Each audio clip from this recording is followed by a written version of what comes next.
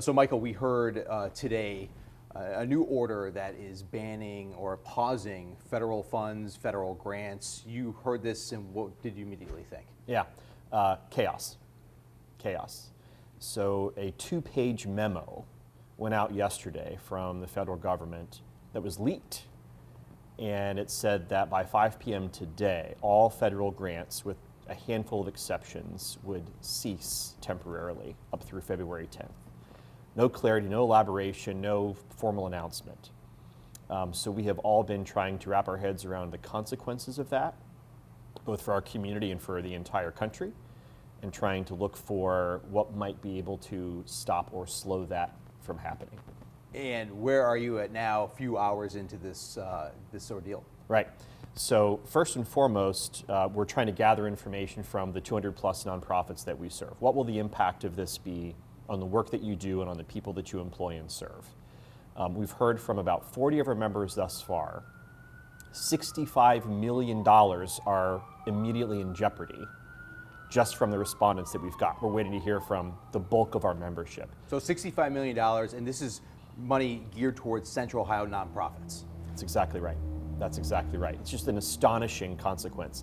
Nothing like this has ever been attempted in American history, let alone come hours away from happening. We also know that there has been a temporary restraining order filed by the National Council of Nonprofits, among others, in D.C.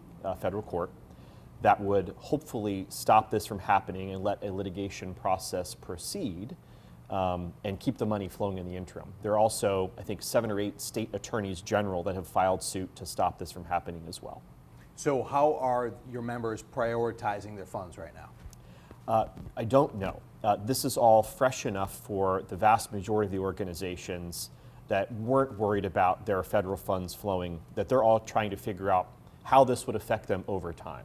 And that's one of the questions we've surveyed them on this morning, actually, is if this were to go into effect today at 5 p.m. as planned, how long would it be until you as an organization had to make difficult decisions about your personnel, your programming?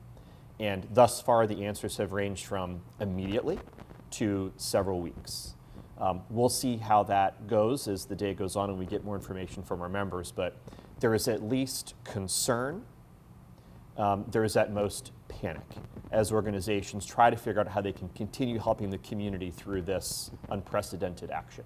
So this is through, obviously, the federal government. Are you hearing any support from state leaders, state officials, that there could be a rescue plan? I would be very surprised if there was any talk of a rescue plan at this point. It's still too fresh. The scope of it is so spectacular that there's no way in the world the states themselves or individual states could begin to match the amount of money that would be lost if this were to happen. We've been in contact with local, state, and federal officials, but at this point, everyone's kind of waiting to see what happens in the courts today.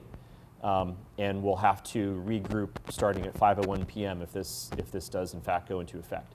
The first thing that the states have felt has happened in the last hour. All of the Medicaid portals for all 50 states have now been blocked.